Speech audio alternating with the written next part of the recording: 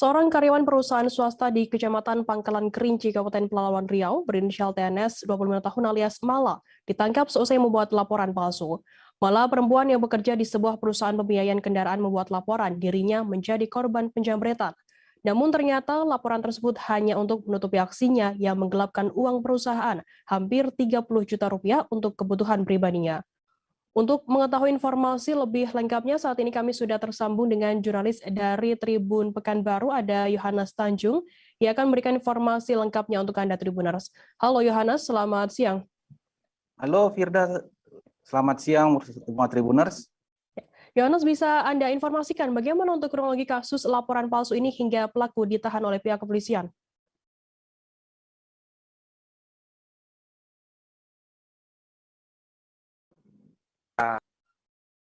Ketika seorang admin perusahaan katakan demikian, petugas.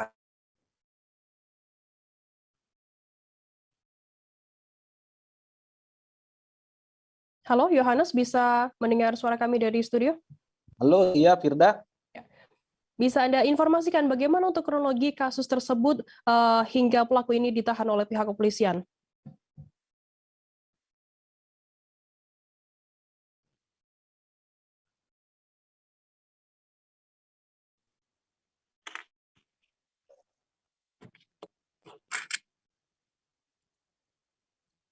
Halo. Halo Yohanes, bisa mendengar kami dari studio? Ya. Halo. Yohanes, bisa Anda informasikan bagaimana untuk kronologi kasus tersebut, laporan palsu ini, hingga pelaku ini bisa ditahan oleh pihak kepolisian?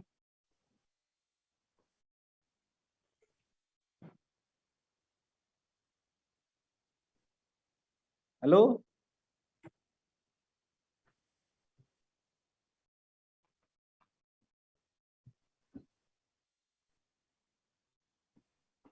Halo.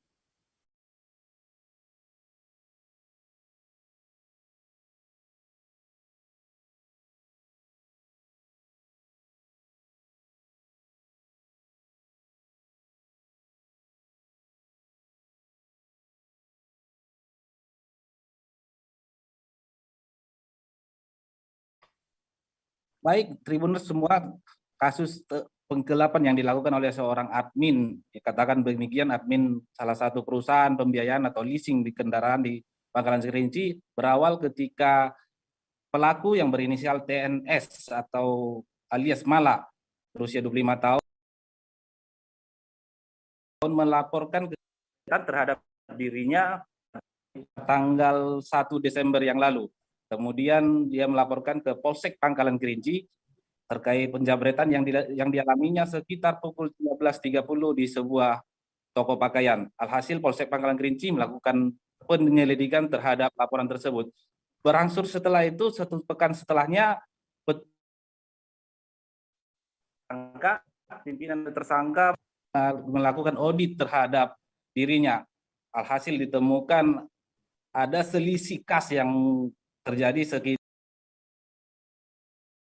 29, sekitar hampir 10 juta. Hal itu kemudian dimatchingkan dengan laporannya ke Polsek Pangkalan Kerinci. Ternyata diketahui bahwasanya pengakuan penjamretan yang dialaminya hanya sebagai modus, bahwasanya dirinya melakukan penggelapan terhadap duit perusahaan yang mencapai hampir 30 juta. Kemudian TNS mengakui semua perbuatannya, bahwasanya uang kas dari perusahaan dipakainya untuk kepentingan pribadi dan seperti membayar rekan Fira. Yohanes, apa kecurigaan dari pihak kepolisian yang paling kuat jika pelaku ini hanya mengaku dijamret saja?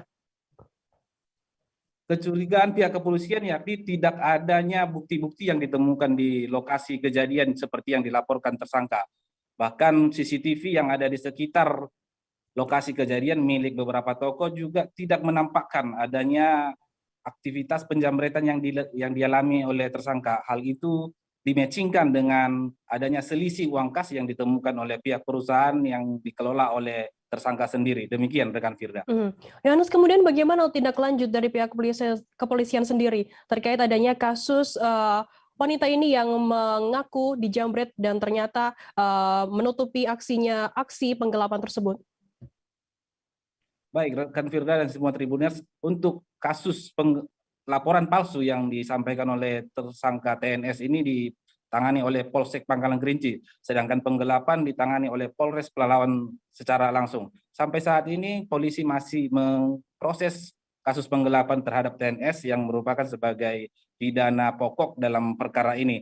Bahkan TNS akan dilakukan sidang oleh polisi terhadap jaksa yang dilimpahkan ke pengadilan untuk mempertanggungjawabkan perbuatannya terhadap kasus penggelapan.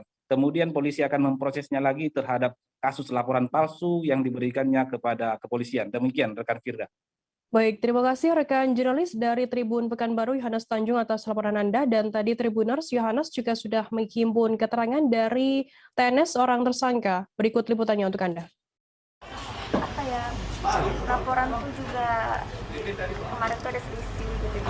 Oh, laporan ada selisih. Terus mau mengganti, tapi selisihnya tuh ketemu juga. Jadi alasan perusahaan apa katanya? Itu ada selisih-selisihnya kan? Alasan perusahaan. Mereka karena buat laporan palsu. Palsu ya. Terus menipu mereka juga. Kenapa adik bisa bikin laporan palsu? Hilap atau macam? Nggak ada apa lagi? Itu aja yang terlintas. Oh, itu terlintas. Siapa yang nyuruh? Ada yang nyuruh? Cowoknya nyuruh nggak? Nggak punya cowok. Jangan lupa subscribe, share, komen, dan like ya.